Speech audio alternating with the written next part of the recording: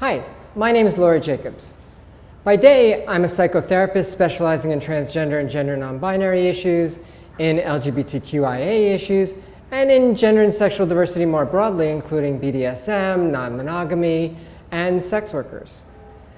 By night, I'm an author, I'm an activist, I'm a public speaker, and I have other intersecting identities as well. I'm white, I'm middle class, I'm queer, I'm kinky, I'm the grandchild of Holocaust survivors, and I also identify as Oreophilic.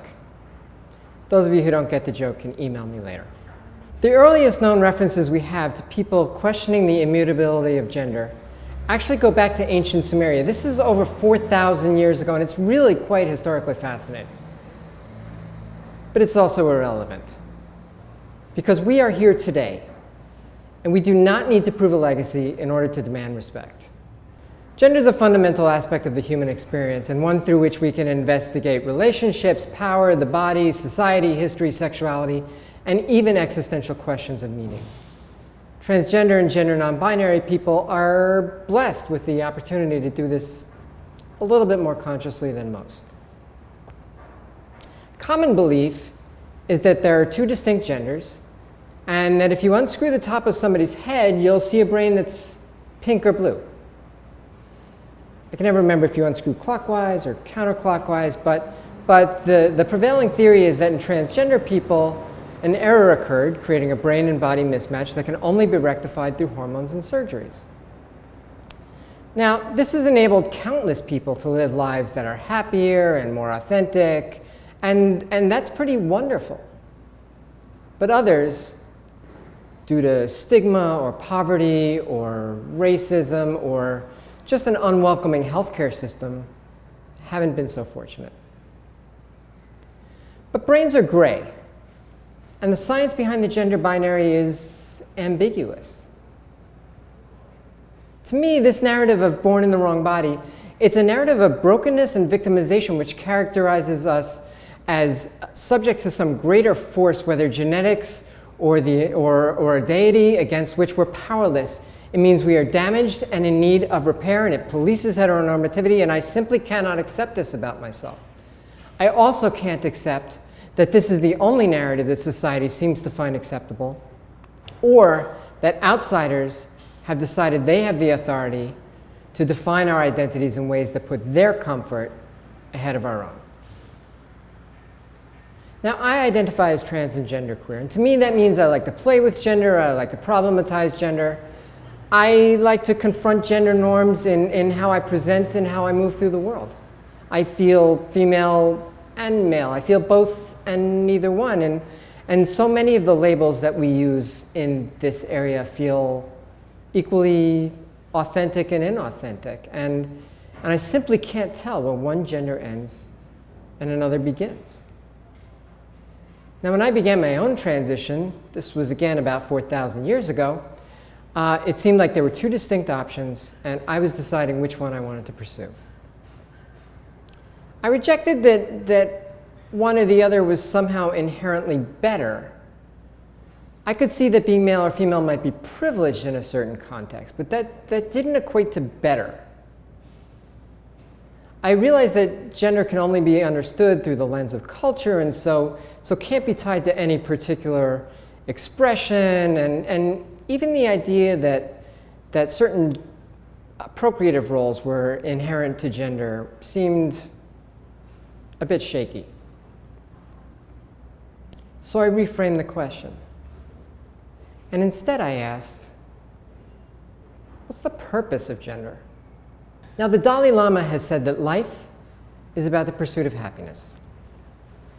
And there's a Hindu mystic who wrote that all religions, once you get past the initial dogma, are simply different paths to the same point of enlightenment. He said that most people pursue the religion into which they were born, but that if a different faith better facilitated a person's connection to the divine, then change was not only acceptable, but it was desirable. This left me with happiness and enlightenment, and I wondered if the same was true for gender. From there, my transition became less a headlong rush toward a predetermined goal of passing for a cisgender woman, and instead a curiosity about gender as a lived experience. I decided that the search for a cause or a biological marker was irrelevant and probably even a bit misguided. The source of my feelings seemed far less important than the decisions I wanted to make on how to act on them. And so from there, it just became endless individual steps. I combined genders, I crafted genders, I considered how each one might aid or inhibit my personal growth. I even grieved my losses as I made decisions on how to proceed.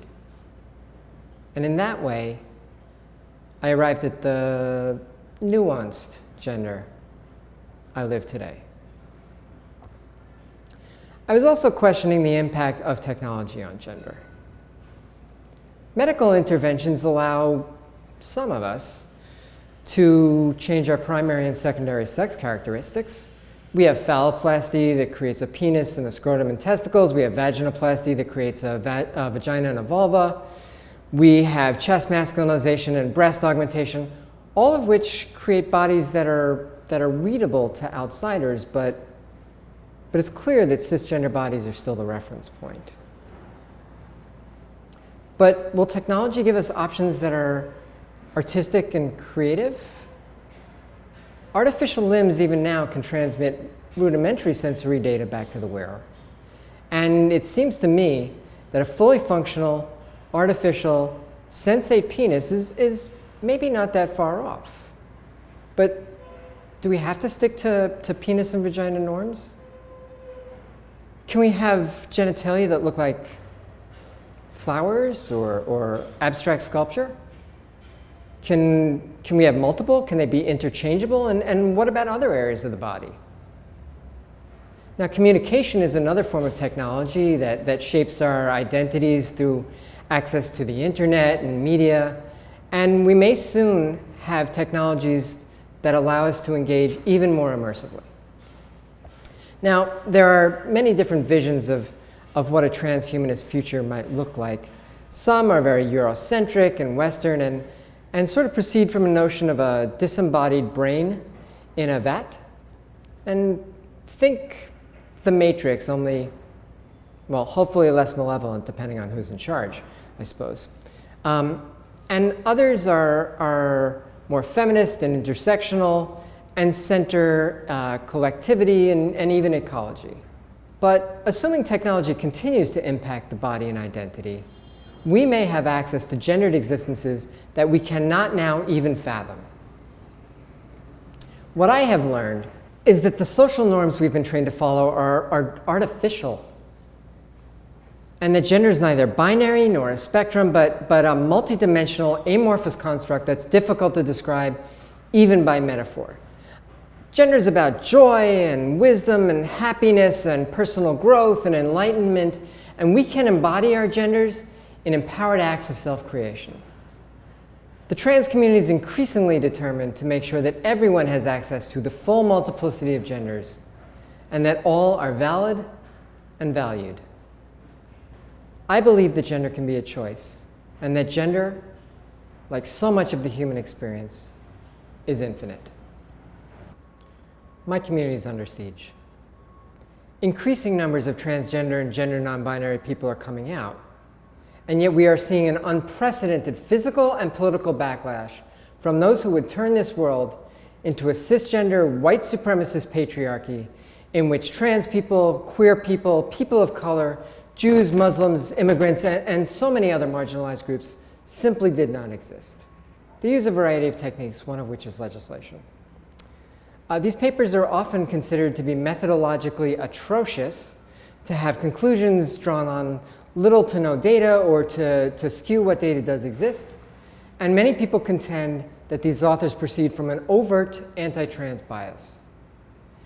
These papers taken together are seen as transphobia masquerading as science and are part of a legacy of promoting fear and doubt, all to limit access to care.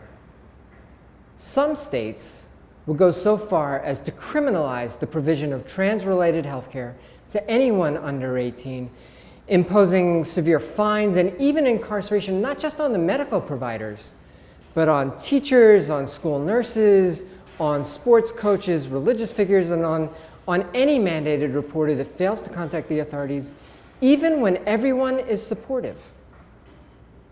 In some states, parents supportive of their trans youth would legally be deemed child abusers. Now, this goes against all the legitimate research we have and every major medical association, but that is how far they would go to limit trans lives. And many seem eager to go even further. They would subject trans people to a world in which we are subject to the very things that we know cause the most harm. I can show you study after study after study after study after study, dozens, if not hundreds, all of which are rigorously sound and document the exact same thing, that the negative outcomes that we sometimes see in these communities are not due to being trans, they're due to being trans in a hostile environment. Affirmative approaches, in which an individual's self-reported identity and gender are respected and where the individual is given the freedom to explore without judgment, are fully evidence-based and show dramatic reductions in just about everything we can measure, from depression to anxiety to smoking to obesity to substance use and substance abuse to self-harm, and maybe most importantly, to suicide. Create a world in which we're safe and we can thrive. That shouldn't be a surprise to anyone. Tolerate us? Accept us? You should revere us. We're confronting boundaries and deconstructing assumptions made by history and society, and we are evolving gender into something wondrous. We hope the world will learn from our wisdom, but our very presence demonstrates the immeasurable potential for human existence. I know that many would fear the genderqueer planet we represent, but we are here, we are trans and non-binary and genderqueer, and to all those opposed out there, I say, it's about time you got used to it. Thank you very much.